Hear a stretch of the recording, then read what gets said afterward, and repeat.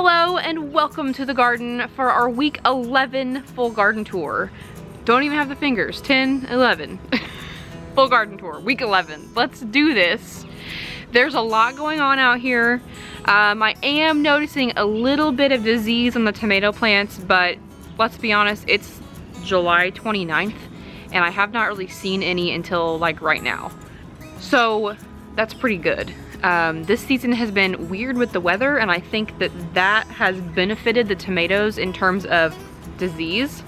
I'm seeing a little bit of blight going on, but nothing too bad. I'm gonna come out later tonight and give everything a little haircut, trim some branches off, trim those blight branches off, and just kind of see what I can do to salvage the plants to get them into our frost day in mid-October. So let's take a look at all the stuff going on out here. Okay, so this ghost cherry by the gate is not doing super well. I think it just needs some fertilizer, but it is not doing well at all. I think I needed to just make sure I was more on top of the fertilizer schedule for this guy. He's very yellow down here. Up at the top, he has some green. Like the new growth is green, but yeah, there's only a few tomatoes on him, so I think that this guy is probably going to be yanked out in the next week or so. I have this flower down here sitting in a container of water to do some bottom watering on it. And then if we come in here, the black seaman is doing really well. There's lots of tomatoes on it. I picked one the other day that had split in the rain, and it's ripening in the house. This one is not super close, but it's getting there. Next to the black seaman, this is all empty now. I planted some more bush bean seeds in here a few days ago. There are a few that are starting to pop up down in here. There's another one back there. There's a couple more in here too that are starting to kind of show their little faces. So in this spot I planted Blue Lake Bush and Canter beans. The Royal Burgundy bush beans are still in the ground. There were a few beans on here that were almost ready to pick. And so once I get those picked, I'm gonna pull these up as well. Probably like today or tomorrow, I'll get these pulled up and get this spot replanted also. The zinnias look beautiful. They are even more full than they were last time. There's a dead Japanese beetle on this one, so that's fun. But I just really like these a lot. I do wish that this variety I bought is called Candy Stripe, and they're definitely not striped. So I don't really know. I don't really care, but I just wish that they were striped because that would have been super fun. I may get some new colors of zinnias for next year. We'll see. We'll see how crazy I get in the winter time when seed buying time comes. As if seed buying time isn't here all the time. Anyway, so this is the back of the bush or the pole bean trellis, and like you can see beans just hanging. I brought my basket out with me today because I need to pick some beans in a pretty big way. So this is going to be exciting. Let's go down into tomato land. So this is the Costa Ludo, and it's finally starting to get some size on its tomatoes. They're still not huge, but they're starting to kind of grow finally, which is nice. I need to come out and trim. I'm noticing a few little spots of blight on some of my plants, so I need to come out and kind of trim those branches down. Now I have to back up to show you this ghost cherry because it has absolutely just, it's just straight up taken over this whole area. It's just massive, and it's covered in tomatoes, and it's still setting new fruit also, which is awesome. But it is very big. Like, I'm noticing a lot of this going on out here this morning. I'm not really even sure what this is, to be completely honest. It's like some brown spots. I don't know. I don't know if that's an early blight. I don't know. So I need to come out and trim some stuff off. This in the middle, next to this huge plant is the carbon. And these are almost ready to pick. This tomato is so good. I actually may go ahead and pick this one. I'm gonna come out and pick it later when it's warmer outside. But this tomato is absolutely amazing. I love it so much. I actually like this more than the Cherokee Purple. I know some people rave about the Cherokee Purple, but carbon is where it's at. This is the Amish paste. I did pick my first one of these 2 days ago, I think. There's another one that's starting to turn. It's not fully ripe yet, but it's starting to get some color on it, which is good. These are pretty decent size. There's not a lot on there. That's the only thing I'm noticing. I don't know if it's because of the frost. It probably is. So I probably will regrow this just because of the size of the fruit. I mean, these things are like, these are pretty big paste tomatoes, which I like. Next to that, these are the two Aunt Ruby's German Green. And this one down here, I think is almost ready. These are supposed to get like red streaks on them, and this one was fasciated, so you can see this side is a little bit more ripe than the other side. I'm gonna see if I can bring this back towards the front. Here, there we go. Okay, so this side is still pretty green, but it's starting to turn a little bit. This side is starting to ripen up a little bit more. So this one I think I may pull in the next few days and let it finish in the house because I don't want it to rot out here. And there are just some absolutely monstrous tomatoes on these plants. Like this thing is just, these are huge, and I am here for it. I haven't tried these yet, but I think that these are probably going to be a regrow only because of how big they are. But yeah, see, I have just a little tiny bit of yellowing going on some of my plants, so it's time for a little trim for these guys. This large red cherry, I don't even know. I think there's one ripening on here somewhere. I think I saw it. Yeah, it's back there. You can kind of see it through here.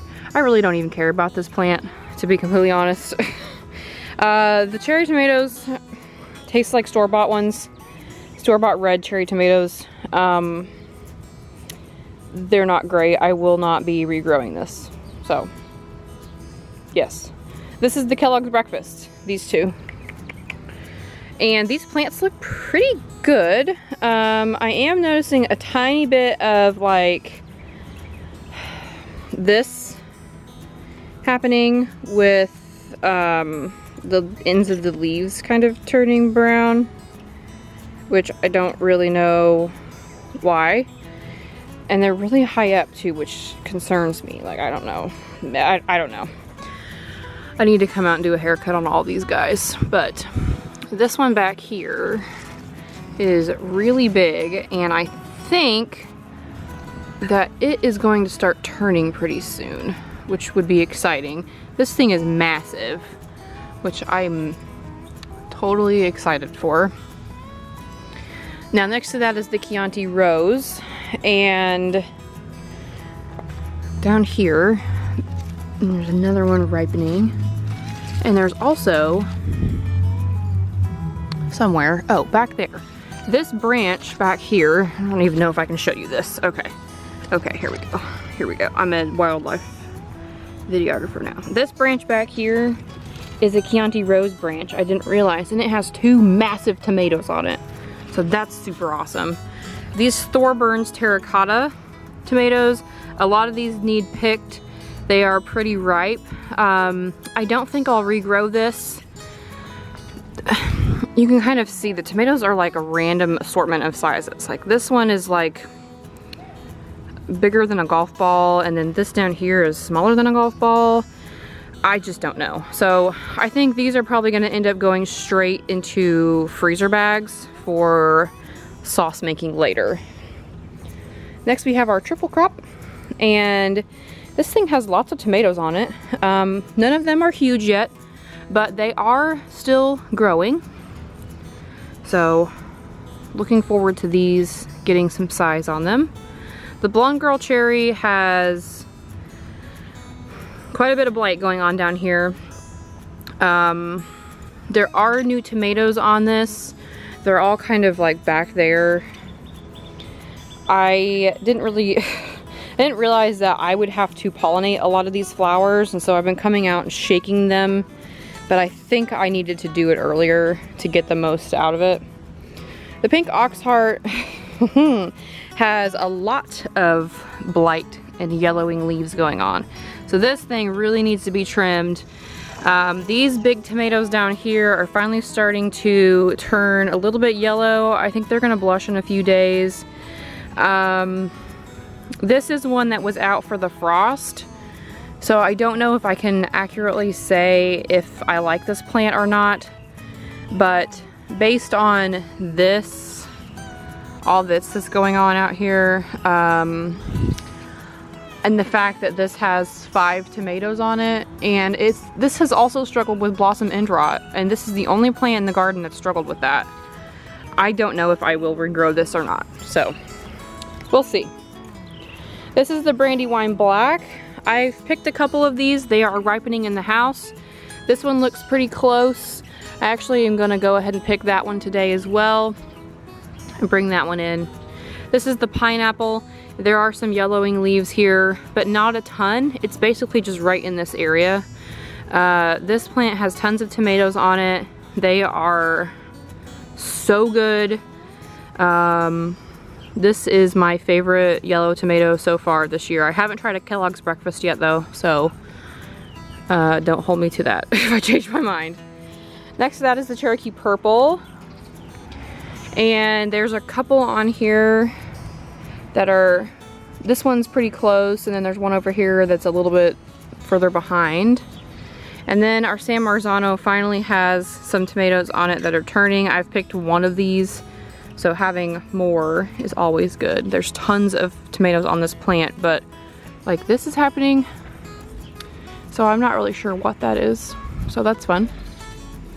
And then our Sweet Scarlet Dwarf right here is not doing super well.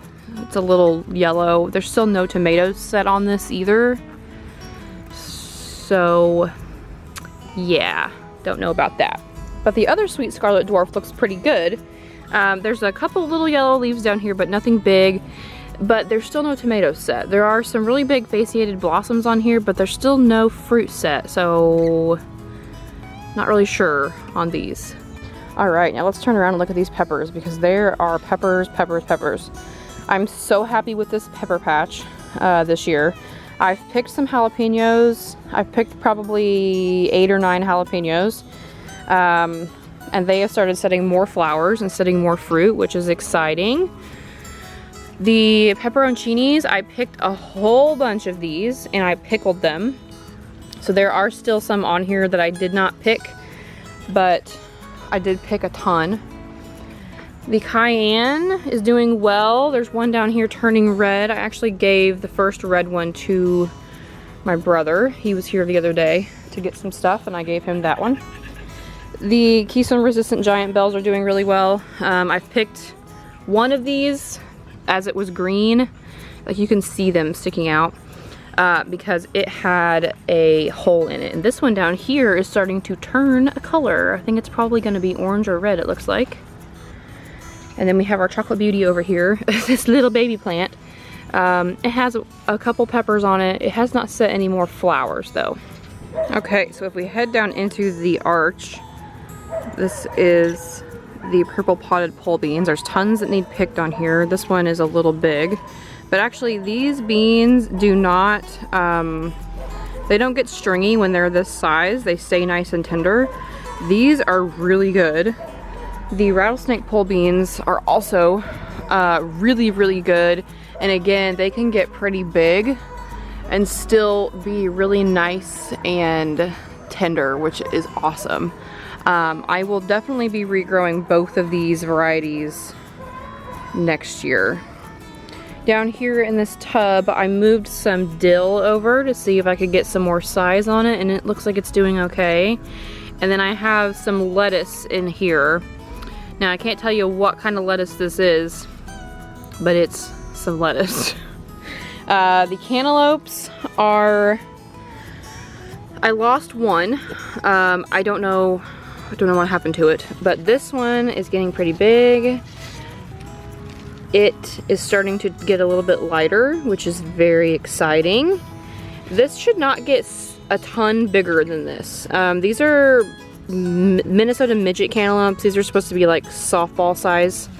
So that should not get much bigger. There's another one over here that's coming along. And there may be another one on here, but I don't know where it is. The watermelons, well, there's another watermelon growing, which is exciting. And look at that. Let me get around my scooter here. Look at this. This has a weird butt. I think just from the weird watering schedule it's had. But it is getting really big. I mean, this is probably 5 or 6 pounds maybe at this point. This could get 15 to 20 pounds. I don't know if it will, but it could. So keeping my fingers crossed for that. It's probably about ready to go in a hammock if I was being cautious. Now over here, look at this. This is the green dragon burpless cucumber. And there's a cucumber up here. And there's a cucumber down there. And there's maybe another one or two.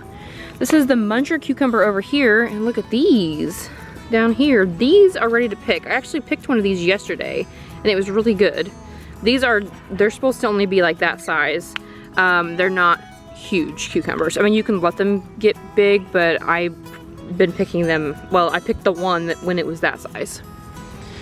And then this is another muncher cucumber right here that's starting to come into it. Oh, almost fell. And then this is some Kentucky Wonder pole beans, and they are climbing. So I think in the next week or so, they'll be starting to fill out. So that's gonna about cover it for our week 11 full garden tour. I don't even have the fingers to do 11 at this point. Lots of stuff going on out here as always. I'm about to pick a ton of beans from these plants that are pulling my hair. And come back out later when it's warmer and pick some tomatoes. So thank you for watching, and I will see you in the next one.